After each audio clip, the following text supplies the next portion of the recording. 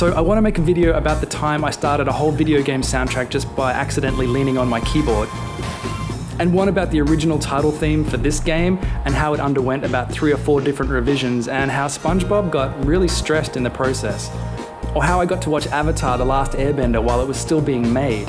Momo, time for you to go. That was pretty cool. Hey, welcome to Beat Therapy. I'm Andrew. So I'm only getting started on YouTube. I'm a little bit late to the party, but let's just pretend like we know each other and jump right in. I figured a good place to start might be a hardware review. And I know YouTube's full of these already, but let's give this a go. Today, for your consideration, I present the Behringer UMX25. This is a 25-key touch-sensitive MIDI controller. It can be powered by USB when connected to a computer, and has traditional old-school MIDI out that can be used with or without a PC. It's super portable, can run on batteries, and even has sustain pedal support. This particular model was made in 2007. Like many MIDI controllers of the world, this one is great at protecting your desk from dust. Yes, the UMX25 will shield an area approximately 48 by 20 centimeters of your desk from dust, and offers this protection continuously even while unplugged or being unplayed for months or years at a time.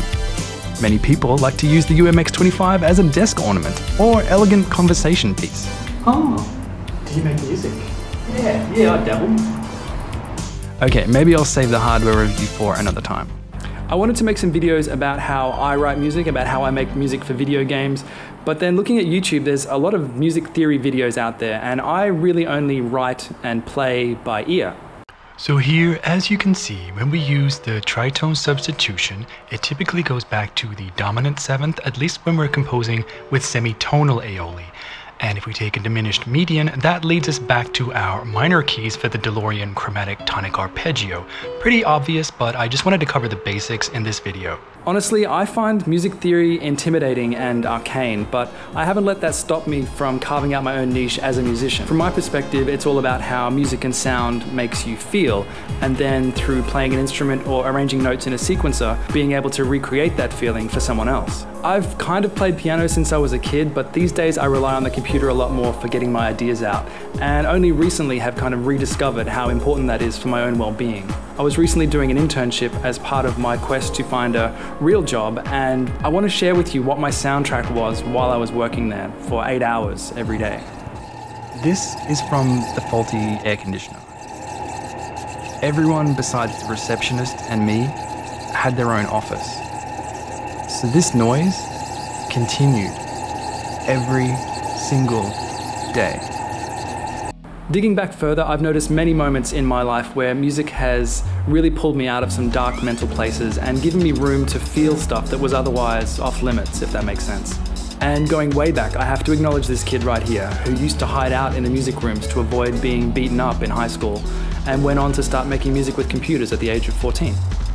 So I want to make a video about the time I started a whole video game soundtrack just by accidentally leaning on my keyboard, and about the time I wrote 12 different pieces of music to different colored moving bubbles. And one about the original title theme for this game and how it underwent about 3 or 4 different revisions and how SpongeBob got really stressed in the process.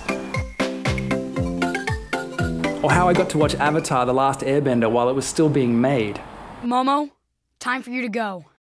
That was pretty cool. And how this is my voice. And how I really chose the wrong instruments for this game. Alright, there's some horrible noises going on here. And how this music for a kid's diary app is actually the soundtrack to a really painful breakup for me. And how this sample is from an Amiga 500 crack intro.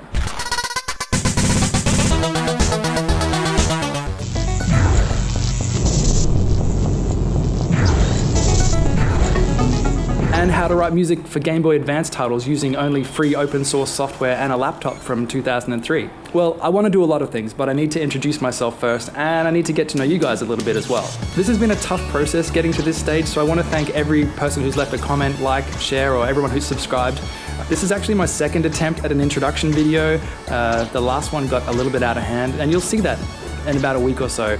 It breaks into a musical number. I don't know how that happened.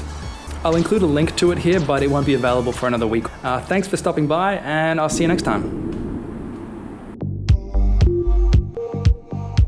And about the MIDI controller, I did want to make a point. It doesn't really matter what MIDI controller you're using. It's more about the connections between your head, your heart, and your hands. From there, you can get your ideas out and share them with the world.